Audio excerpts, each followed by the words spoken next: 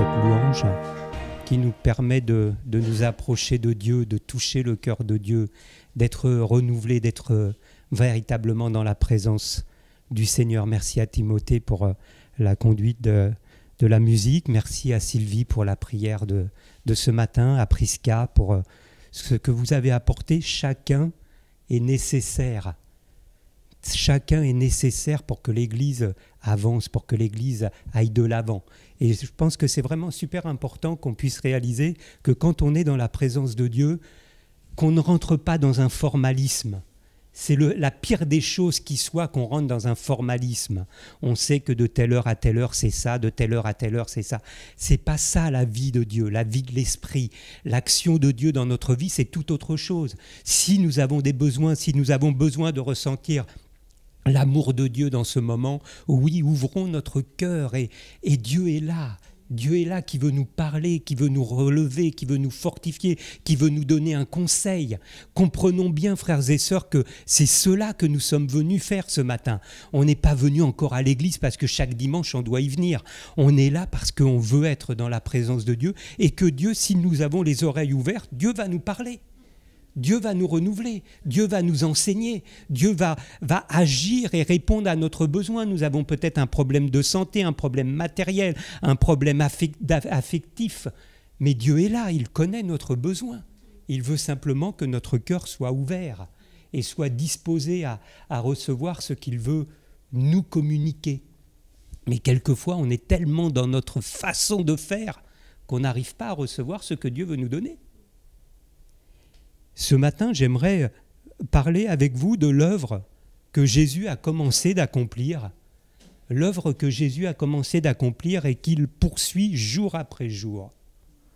Je ne sais pas si on réalise que Jésus est à l'œuvre jour après jour. Jésus s'est incarné en simple homme afin d'accomplir le plus grand sauvetage qui soit, celui de l'humanité. Son corps a été brisé, son sang a été répandu. Et au travers de ce sacrifice, le salut, le pardon, la réconciliation, la vie éternelle est accessible à tous. Mais après cela, après avoir accompli cela, Jésus a été élevé. Jésus est désormais assis auprès du Père. Et pourtant, c'est ce que j'aimerais souligner ce matin, Jésus déclare dans Matthieu 16, verset 18, « Tu es Pierre, et sur cette pierre j'édifierai mon Église, contre laquelle la mort elle-même ne pourra rien. J'édifierai mon Église. » Les autres versions nous disent « Je bâtirai, je construirai. » Et il est bien précisé «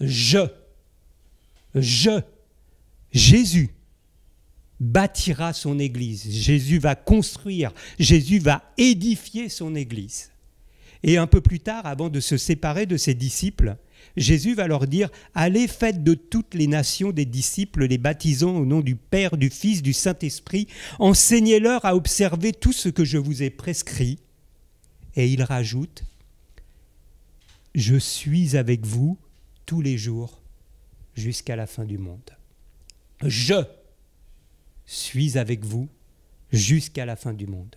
Avec ces deux simples versets, avec ces deux seules affirmations de Jésus, nous pouvons donc comprendre que malgré l'enlèvement de Jésus, malgré l'absence physique de Jésus, Jésus a prévu de poursuivre son œuvre, il a prévu de poursuivre son action au travers de ses disciples. Jésus est toujours en train d'agir, Jésus est toujours celui qui est en train de bâtir aujourd'hui. Jésus est en train de bâtir son Église. Il est présent en nous, il est présent à nos côtés, tous les jours. C'est lui qui le dit. Et il s'attend donc de fait à ce que ses disciples puissent suivre ses recommandations, que ses disciples puissent poursuivre l'œuvre qu'il a commencé de faire, l'œuvre de salut à l'égard auprès de nos contemporains. C'est cela que Dieu veut faire. Nous sommes donc appelés, frères et sœurs, à refléter l'amour, à refléter la gloire de Dieu. Nous sommes appelés, frères et sœurs, à manifester le corps de Christ. Nous sommes amenés à manifester le corps de Christ en étant unis, en étant soudés, en étant solidaires. Et malheureusement, je crains que nous ayons peut-être perdu le sens de notre mission. Je crains que nous ayons perdu le but de l'Église. Est-ce que nous avons véritablement réalisé, qu'en nous réunissant, quel est le but que recherche le Seigneur ? Il est possible que nous ayons peut-être perdu conscience qu'aujourd'hui encore, Jésus souhaite accomplir, bâtir son Église au travers de nous. Et peut-être que nous avons perdu cette conscience-là tout simplement parce que la société dans laquelle on vit véhicule des pensées, véhicule des principes qui sont à l'opposé de ce que Jésus désire manifester au travers de nous. Parce que la société dans laquelle on vit, on est tellement formaté par la façon dont on vit. On est tellement formaté parce que dans la société dans laquelle nous vivons aujourd'hui, tout tourne autour de nous. Tout tourne autour de moi. Toutes les valeurs qui sont mises en avant, ce sont l'individualisme, l'égocentrisme. Ce qui compte, c'est moi, mes besoins, mon épanouissement, mon plaisir. Tout tourne autour de cela. Et forcément, ces principes-là, ils sont dans l'Église. Ils sont dans l'Église. Et si ce sont ces principes-là qui nous gouvernent, si ce sont ces principes-là qui nous amènent à vouloir servir le Seigneur, forcément, nous allons être à côté de la plaque. Aujourd'hui encore, Jésus est en train de bâtir son Église. Est-ce que nous réalisons cela? Lorsque nous sommes réunis ce matin, Jésus est agissant. Jésus est en train encore, au travers de l'union que nous formons les uns avec les autres, est en train ici de bâtir son Église. C'est le projet de Dieu. Le projet de Dieu, c'est de bâtir son Église afin de pouvoir sauver l'humanité, afin de pouvoir sauver tous les hommes, les femmes qui nous entourent. C'est cela, le projet de Dieu. Alors que si nous focalisons sur nos besoins personnels, forcément, nous allons donc choisir nos engagements. Nous allons choisir nos participations, nos contributions dans l'Église en fonction de nos projets et de nos attentes. Si nous agissons comme cela, nous ne serons jamais dans les plans de Dieu. On passera toujours à côté de ce que Dieu veut faire au travers de nous.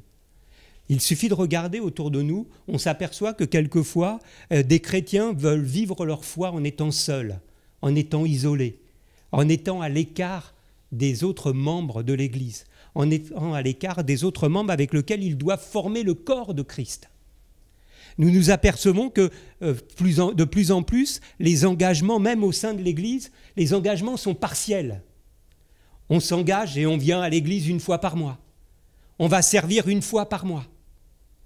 Pourquoi cela? Mais tout simplement parce que cela même est plutôt cohérent. C'est même cohérent si on le regarde par rapport à nos projets, si on le regarde par rapport à nos attentes, si on le regarde par rapport à ce que va m'apporter ma contribution. Et quel est l'avantage que je vais en tirer? Si je raisonne comme cela, forcément je vais sélectionner, je vais choisir mes engagements, je vais choisir de faire ceci ou cela parce que finalement, je vais regarder qu'est-ce que cela va m'apporter. Sauf qu'en agissant ainsi, vous allez vous apercevoir, frères et sœurs, que votre vie spirituelle n'est pas équilibrée. Vous allez vous apercevoir que vous allez manquer de force, vous allez manquer de la présence de Dieu, de l'action de Dieu dans votre vie. En agissant ainsi, vous allez forcément vous priver de la force que vos frères et sœurs peuvent vous apporter. Vous allez priver l'Église de ce que Dieu a placé en vous et que vous devez apporter à l'Église. Vous allez vous priver de l'action du Seigneur qui est en train de bâtir son Église. Si on choisit ces engagements comme cela, on va forcément passer à côté de ce que Dieu veut nous apporter, de ce que Dieu veut faire, parce que Dieu est agissant, mais Dieu est agissant au travers de nous. J'ai pensé à cela tout à l'heure quand Mélina parlait de ce chant de ressentir l'amour de Dieu. Comment allons-nous ressentir l'amour de Dieu? Mais par nos frères et sœurs, hein. Pas par autre chose, hein. On peut imaginer une présence particulière que nous allons sentir, mais ça, c'est juste psychique, hein. La manifestation, le corps de Christ, c'est quoi? C'est des bras, des mains qui vont agir pour Christ, par Christ, et qui vont manifester l'amour de Dieu.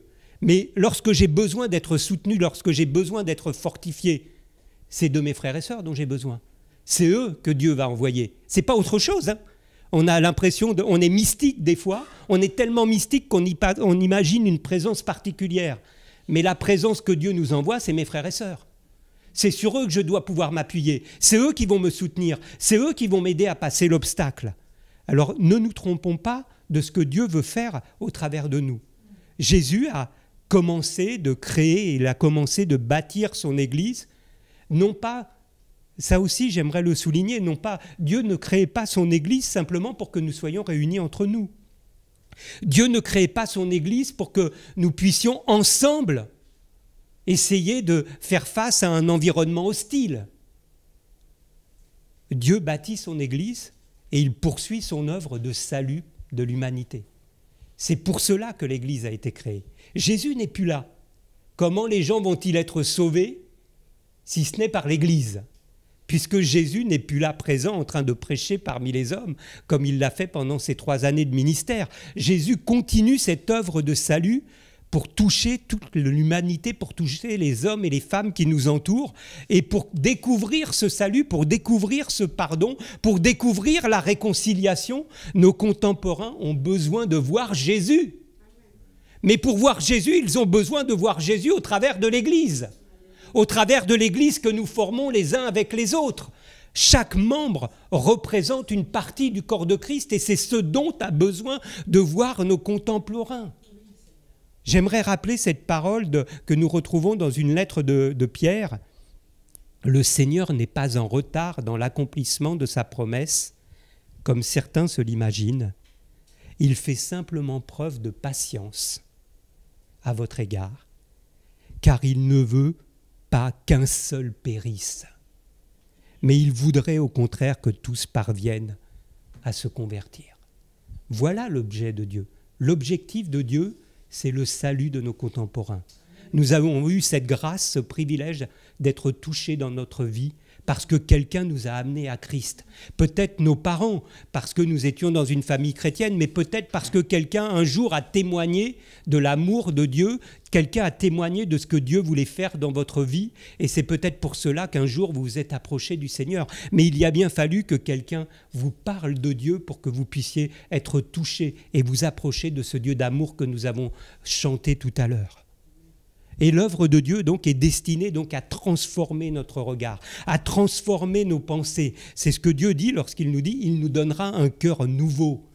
La raison que Dieu cherche au travers de cela, c'est de changer nos pensées, de renouveler notre nature. Parce que notre nature, par nature, nous sommes égoïstes.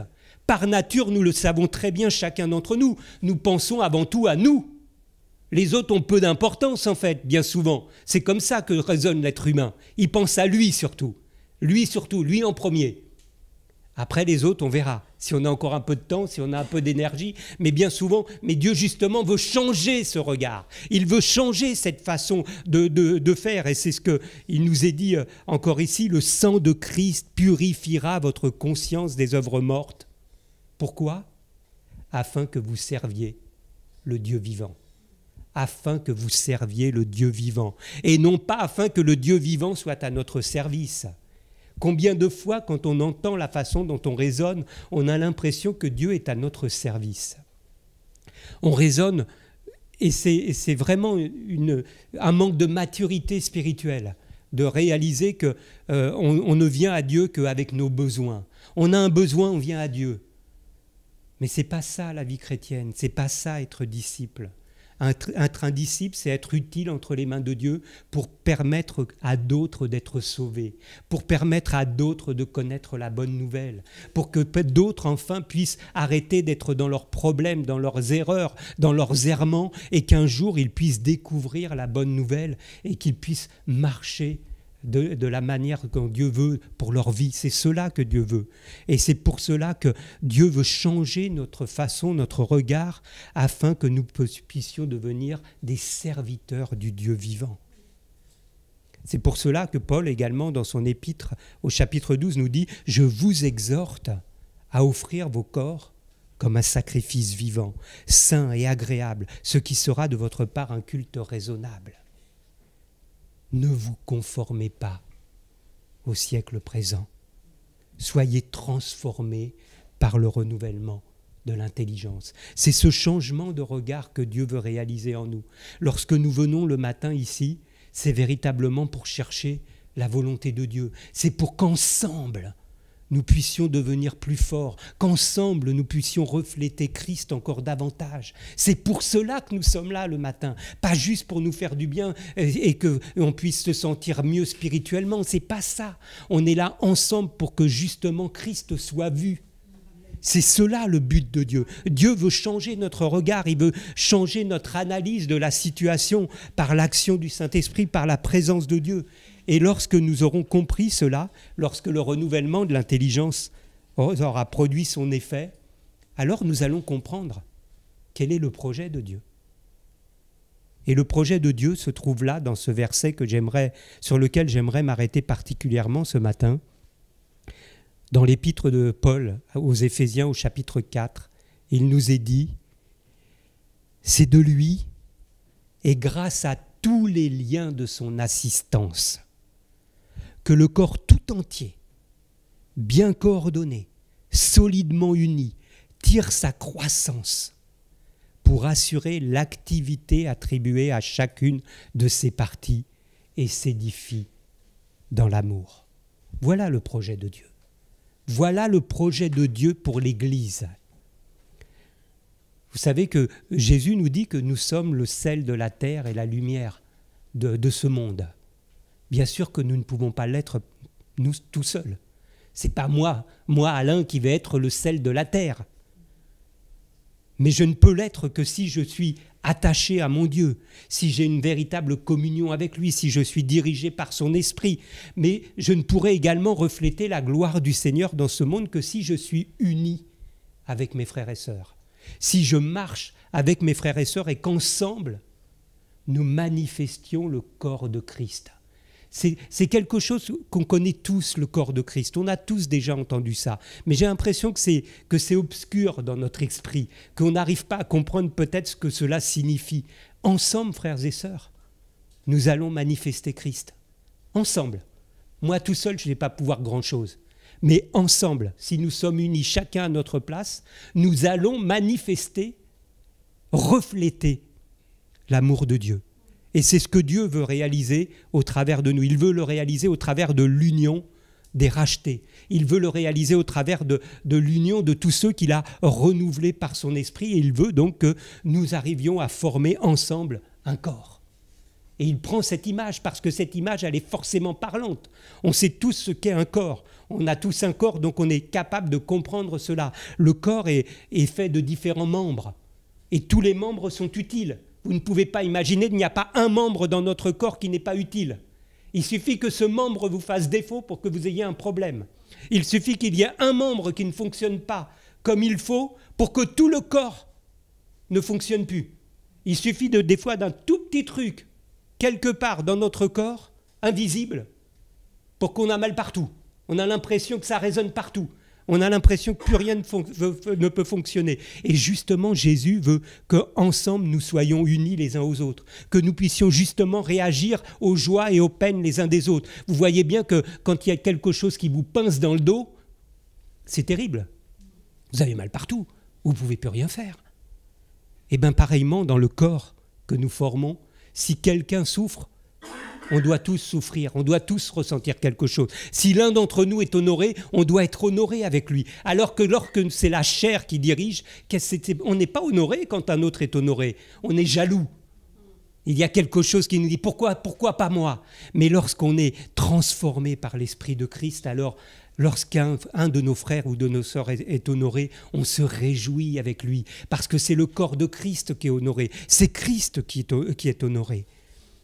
Cela peut paraître une utopie, mais par l'action de l'Esprit, Dieu va le réaliser au travers d'entre nous, va le réaliser en nous.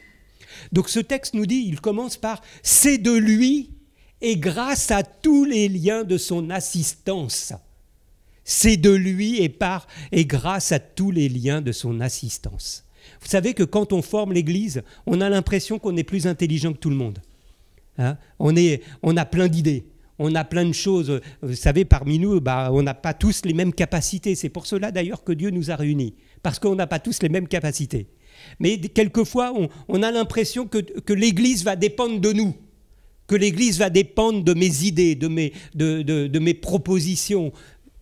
Comprenons bien qu'avant tout, Ce n'est pas notre bonne volonté qui va faire grandir l'Église, ce n'est pas simplement notre intelligence, mais là, le texte nous dit, c'est de lui. Et grâce à tous les liens de son assistance. L'Église est construite, c'est Jésus qui dit « je bâtis mon Église ». C'est personne d'autre, c'est Jésus qui dit « je bâtirai, j'édifierai ». Ça veut donc dire que Jésus est à la tête, que Jésus dirige, Jésus est à la manœuvre. Celui qui a obtenu une rédemption éternelle, celui qui a obtenu notre rachat, notre salut, celui qui exerce encore aujourd'hui un ministère perpétuel en notre faveur, celui qui est assis à la droite du Père, veut encore agir aujourd'hui.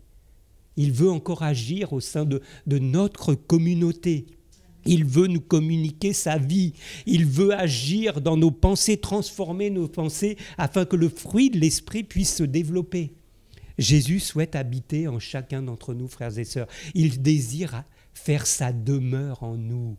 Il désire faire sa demeure en nous. Il a envoyé son Saint-Esprit. C'est pour cela que le texte nous dit « grâce à tous les liens de son assistance ». Les ressources de notre Dieu sont infinies. Dieu est à la manœuvre. Lorsque nous formons l'Église, Dieu est agissant. Lorsque nous sommes réunis en son nom, lorsque nous cherchons à communiquer la bonne nouvelle, lorsque nous nous réunissons et que nous établissons des programmes, Dieu est à la manœuvre. Dieu est agissant derrière cela, que nous puissions véritablement le réaliser. Il veut nous unir, il veut nous équiper, il veut nous permettre que nous puissions grandir ensemble. C'est l'œuvre que Dieu veut réaliser afin que nous puissions être dans ce monde une colonne qui puisse éclairer et guider. Et cela n'est possible que si chacun d'entre nous, nous sommes attachés à la tête, si nous sommes attachés au chef de l'Église, pas à une personnalité dans l'Église, pas à suivre simplement une personne qui serait charismatique particulièrement dans l'Église, mais nous devons être attachés à la tête. Nous devons dépendre de Christ, chacun pour notre part. Nos pensées doivent être orientées vers Christ. Nous le manifestons au travers de nos chants, mais quelquefois ce ne sont que des chants. Maintenant, c'est une réalité. Il faut que cela soit une réalité dans notre vie de tous les jours. Nous devons dépendre de Christ et réaliser que l'Église ne pourra croître que si chacun d'entre nous sommes dépendants de Christ. Mais l'objectif recherché par Jésus, c'est un corps bien coordonné, un corps formant un solide assemblage. Alors, comme je le disais, c'est facile à comprendre quand on regarde le corps humain, parce qu'il suffit d'imaginer qu'on ait une jambe qui n'arrive plus à avancer, qu'on ait un muscle qui soit bloqué, qu'on ait quelque chose qui se soit bloqué dans le dos, quelqu'un qui a un problème de hanche, qui ne peut plus marcher. Imaginez juste un membre qui soit déséquilibré et tout le corps est déséquilibré. Et Dieu nous a réunis ici justement pour former un corps bien coordonné. Et moi, j'aime beaucoup l'image de la mosaïque. Pour moi, c'est très inspirant, je trouve. Donc, l'Église mosaïque, on a choisi ce nom-là justement parce que le but, c'est que chaque pierre soit à sa place. C'est que chaque pierre soit une pierre vivante. C'est que chaque pierre puisse être utile à l'ensemble. Et c'est cela qui est extraordinaire avec cette image. C'est que si vous regardez une mosaïque qui est complète, elle est harmonieuse. C'est beau, on voit les couleurs qui s'associent les unes aux autres. C'est beau. Mais il suffit que vous enleviez quelques pierres. Vous enlevez quelques pierres qui ne se trouvent plus à leur place. Et finalement, l'harmonie, ça y est, il n'y a plus d'harmonie. C'est déséquilibré. Il y a quelque chose qui cloche, quelque chose qui ne va pas. Or, le but du Seigneur, justement, c'est de faire un corps bien coordonné. Et notre désir ici, justement, c'est que chacun puisse trouver sa place, que chacun puisse contribuer à l'avancement du corps de Christ. C'est cela qui est important. Ce n'est pas quelques-uns. Ce n'est pas juste ceux qui conduisent la louange. Ce n'est pas juste celui qui va prêcher. Chacun a sa place. La prière de Sylvie ce matin, la prière de Prisca est aussi importante que la louange et que le message qui est apporté. Chacun est nécessaire au bien-être de l'Église. Et c'est l'ensemble qui permet à l'Église de grandir. C'est l'ensemble qui permet à l'Église d'être ce corps coordonné et qui va permettre à chacun de grandir et de croître dans la connaissance de Christ. Nous avons besoin de chacun, frères et sœurs. Chacun d'entre nous, nous avons une valeur particulière parce que Dieu a déposé quelque chose en chacun d'entre nous. C'est dans l'épître de Pierre où il nous est dit au chapitre 4, « Chacun de vous a reçu un don particulier. » Chacun de vous a reçu un don particulier. Peut-être que tu n'as pas reçu un don pour conduire la louange. Mais chacun d'entre nous, nous avons reçu un don particulier. Et Pierre rajoute qu'il l'utilise pour le bien des autres et qu'il le mette à leur service. Nous sommes tous uniques parce que nous avons tous reçu quelque chose de différent. Nous avons tous des capacités différentes. Baudry, tout à l'heure, disait qu'il n'aimait pas être sur le devant. Certains ont reçu quelque chose pour apporter la parole. Mais d'autres ont reçu autre chose pour apporter autre chose, pour soutenir les frères et sœurs qui sont dans la difficulté. Ils vont avoir un don particulier pour pouvoir encourager, pour pouvoir accueillir, pour pouvoir accompagner. Et c'est cela l'Église. On a besoin de tout le monde. L'Église ne peut pas fonctionner si chacun n'est pas à sa place. On a besoin de chacun. Chacun est nécessaire au développement du corps. Nous avons besoin de chacun. La parole de Dieu nous dit chaque jointure, chaque membre. On pourrait le traduire par chaque sœur, chaque frère. Nous avons besoin de votre présence, de votre chaleur, de vos encouragements, de vos prières, de vos sourires. Nous avons besoin de chacune de ces parties pour que l'ensemble puisse être harmonieux, pour que l'ensemble puisse grandir. Nous avons besoin pour que l'ensemble des parties puissent communiquer les unes avec les autres. Dieu nous parle ici des jointures, des liens qui nous unissent les uns aux autres. Nous avons besoin de tout cela. S'il manque une partie de cela, alors vous aurez eu un beau message. Vous aurez eu une belle louange. Mais s'il n'y a pas les jointures qui permettent d'être unis les uns aux autres, eh bien, il n'y aura pas l'union. Il n'y aura pas cette association qui va permettre de former un corps indestructible. Parce que Dieu nous dit, Jésus le dit, même la mort ne pourra rien faire contre l'Église. C'est ce que là, je bâtirai mon Église et même la mort ne pourra rien faire contre elle. C'est cela le but de Dieu. Un corps bien coordonné. Mais le projet de Dieu ne s'arrête pas là. Il nous est dit dans ce verset que nous avons lu tout à l'heure, un corps qui tire son accroissement. Il est question de croissance. Le but, ici, le projet de Dieu n'est pas que nous nous replions sur nous-mêmes, que nous nous replions sur notre petite communauté. Ce n'est pas cela le but. Le but de Dieu, justement, c'est qu'il désire l'accroissement quantitatif de l'Église. Parce que le but de Dieu, c'est de sauver les hommes et les femmes de ce monde. C'est cela le but de Dieu, c'est de sauver nos contemporains. Il désire encore sauver, il désire restaurer, il désire accueillir. Dieu désire toujours plus attirer à lui pour sauver. Et ce n'est pas en nous repliant sur nous-mêmes que nous risquons de le faire. Nous avons au contraire besoin de prier ensemble pour notre pays. Nous avons besoin de prier ensemble pour notre ville, pour nos concitoyens, pour nos collègues de travail, pour nos familles, pour nos voisins. Nous avons besoin de toucher leur cœur pour qu'ils puissent aussi s'associer à nous et former ce corps avec nous, ce corps de Christ. Mais nous avons besoin également de croître de façon qualitative, chacun d'entre nous. Nous avons besoin de grandir dans la foi, d'être plus forts. Nous avons besoin de veiller sur notre relation avec Dieu. Mais nous avons aussi besoin de veiller sur nos relations les uns avec les autres. Parce que cette relation va me permettre de grandir. Si j'apprends à connaître mon frère et ma sœur, je vais grandir dans la foi. Si j'apprends à m'appuyer sur mon frère et ma sœur, je vais réussir à passer certains obstacles. Que si je suis seul, je n'y parviendrai pas. La croissance de l'Église, elle est qualitative et elle est quantitative. C'est forcément sur les deux aspects que nous devons travailler. Mais encore une fois, chacun doit être à sa place. Chacun doit apporter sa pierre à l'édifice. Et je suis persuadé, en lisant la parole de Dieu, que chaque membre va grandir et croître si nous sommes chacun à notre place. Nous avons besoin de vos forces, nous avons besoin de vos talents. Et encore une fois, pas simplement de ceux qui chantent, pas simplement de ceux qui prêchent. Nous avons besoin de vos talents à chacun. Que vous soyez jeune, moins jeune, nous avons besoin de vos talents à chacun.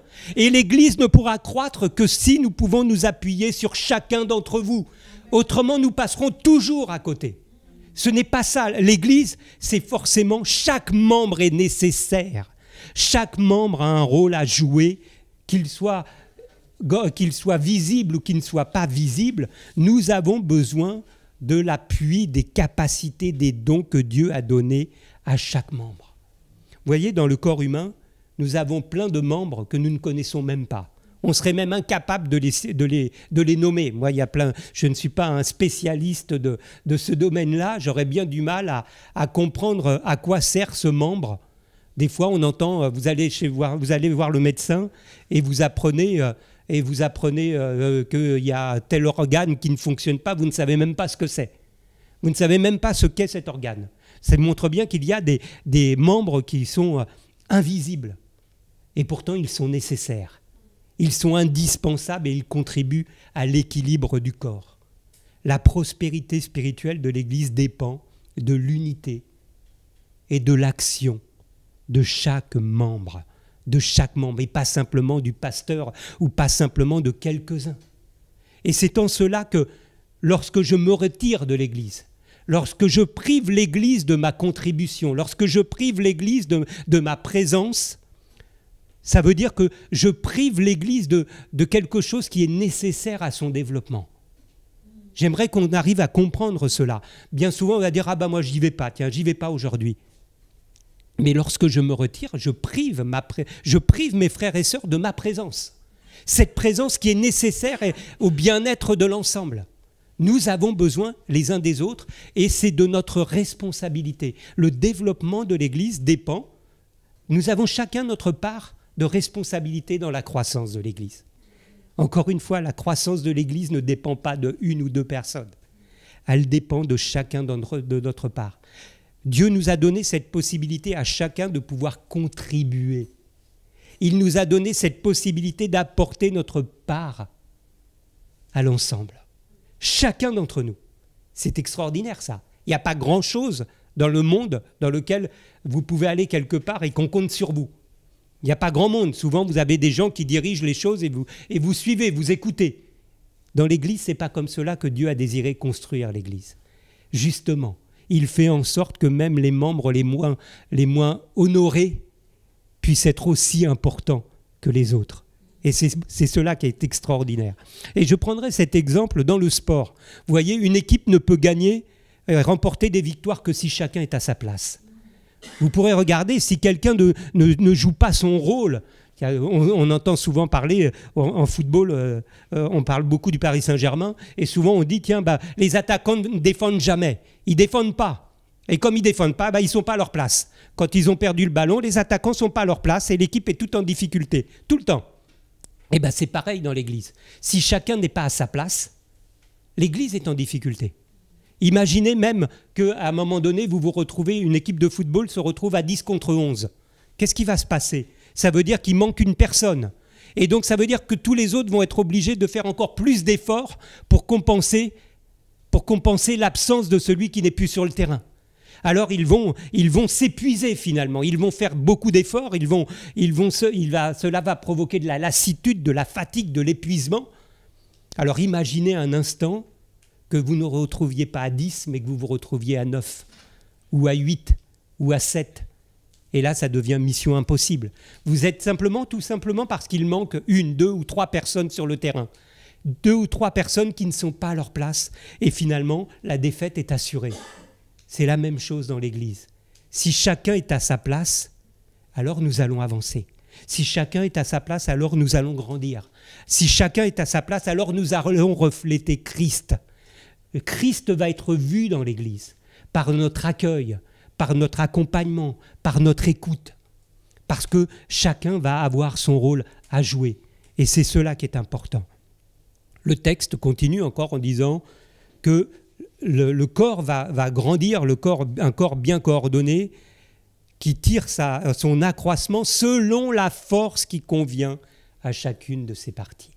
Selon la force qui convient à chacune de ses parties. Et je trouve ça extraordinaire de comprendre encore comment Dieu agit avec sagesse au travers de nous. Dieu sait que nous n'avons pas les mêmes capacités. Dieu sait que nous n'avons pas les mêmes besoins. Et Dieu agit avec ordre, selon sa compréhension de chacun. Il va utiliser, donner, faire grandir en fonction des besoins qui sont les nôtres, des besoins qui ne sont pas toujours les mêmes à n'importe quel moment de notre vie. Évidemment qu'on n'a pas les mêmes besoins lorsqu'on a 20 ans que quand on en a 40, que quand on en a 60. Forcément, Dieu sait ces choses-là. Il sait comment utiliser cela, il sait l'utiliser avec sagesse. Mais c'est lui qui permet à ce que le corps se développe avec harmonie. Et pour terminer, le texte nous dit que le corps s'édifie dans l'amour. Nous ne pouvons pas servir n'importe comment dans l'Église. Il n'y a qu'une seule manière de servir. Il n'y a qu'une seule manière de construire au sein de l'Église, c'est dans l'amour. Toute parole, tout conseil, toute écoute, tout encouragement, toute notre façon d'être ne doit être dirigée que par l'amour. Si ce n'est pas par l'amour, ça ne sert à rien. Tu peux donner le plus grand conseil que tu veux, si ce n'est pas par amour, ça ne sert à rien. Ça va résonner, ça va tomber dans le vide. Parce que derrière, malheureusement, il n'y aura pas de réalité, il n'y aura pas de concret, il n'y aura pas d'attention, d'écoute véritable. Or, celui qui a besoin d'être encouragé, il a besoin avant tout d'écoute. Il a besoin de se sentir compris.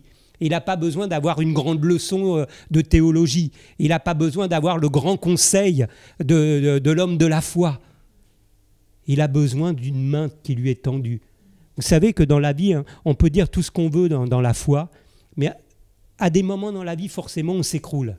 C'est obligé. Il n'y a personne qui va être fort toute sa vie. Ce n'est pas possible. On a des moments où on est découragé. Et quand on est découragé, on n'a pas besoin de recevoir des leçons. On a besoin d'être soutenu. On a besoin d'être épaulé. Et c'est comme cela que Dieu construit l'Église. C'est ce que je voulais partager avec vous ce matin.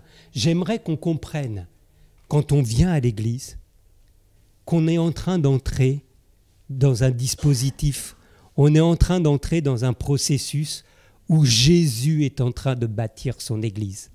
On n'est pas là en train de se réunir simplement. On est sur le plan spirituel en train de s'associer à Jésus, qui est en train de bâtir son Église. Et c'est complètement différent. On n'est pas dans une œuvre humaine où on essaye de faire de notre mieux et où on essaye d'imaginer les plans, les stratégies à mettre en place. Lorsque je viens à l'Église, je suis en train d'amener ma force, je suis en train d'amener mes dons au Seigneur pour que le Seigneur puisse l'utiliser comme lui, il sait qu'il doit le faire. Et c'est cela que nous avons besoin de comprendre. Encore aujourd'hui, Jésus bâtit son Église. Jésus est en train d'édifier son Église et il nous a réunis ensemble, chacun d'entre nous ici. Il nous a réunis ensemble, pas pour n'importe quel motif. Il sait pourquoi nous sommes les uns avec les autres. Parce qu'il a décidé que ce soit toi, voilà, que ce soit toi Monique, que ce soit toi Alice, que ce soit toi Tryphène, que ce soit toi Tryphose. C'est pour cela qu'il nous a réunis, pas par hasard. Dieu sait ce qu'il fait. Il nous a réunis et nous avons ce privilège de pouvoir participer à cela. Nous avons le privilège de pouvoir participer à cette œuvre de salut avec les capacités particulières qu'il a mis en nous, des capacités individuelles. Et tout cela pour que nous puissions refléter le corps de Christ. Refléter le corps de Christ. Que nous puissions avoir conscience de cela et que Dieu nous aide à avoir une nouvelle vision de l'Église, que cela nous aide à mieux comprendre pourquoi nous sommes là et en quoi nous sommes utiles entre les mains du Seigneur. Amen. Je veux te rendre grâce, Seigneur. Je veux te remercier pour ta parole, Seigneur. Quelle bonté, Seigneur, d'être là devant toi. Quelle grâce de pouvoir t'entendre, de pouvoir entendre ta parole, de pouvoir réaliser, Seigneur, que quand nous sommes réunis ce matin, Seigneur, tu es là à la manœuvre, tu es là à la baguette, Seigneur. C'est toi qui es là, la tête, le chef de l'Église. C'est toi qui conduis les choses et qui nous unit ensemble, Seigneur, pour t'honorer, pour te servir et pour proclamer combien tu es encore ce Dieu d'amour au jour d'aujourd'hui, qui désire sauver, qui désire bénir, qui désire restaurer. Nous voulons vraiment te louer de tout notre cœur, Seigneur. Merci, mon Dieu, pour ta grâce. Merci, mon Dieu, pour ta bonté. Amen.